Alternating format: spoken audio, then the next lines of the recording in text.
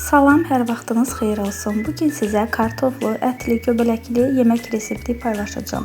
Əvvəlcə ətləri yağda belə mühürləyirəm və suyunu belə saldıqdan sonra yaxşıca qarışdırıram. Yağa düşdükdən sonra soğanını əlavə edirəm, yaxşıca qovururam və üzərinə çıxacaq qədər su əlavə edib 35-40 dəqiqə vamxodda bişirirəm. Bişdikdən sonra belə göbələklərini əlavə etdim. Azca tomat əlavə eləyib yenidən qarışdırdım.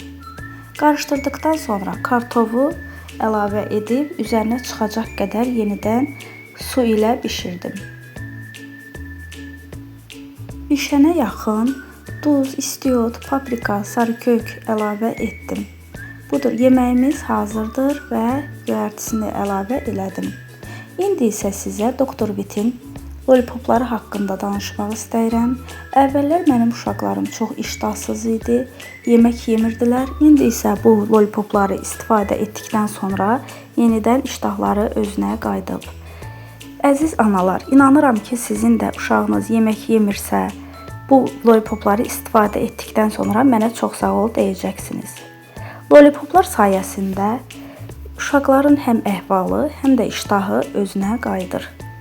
Qeyd edim ki, bu bol vitaminli lollipopları şəhərimizin apteklərindən və Araz marketlərdən əldə edə bilərsiniz.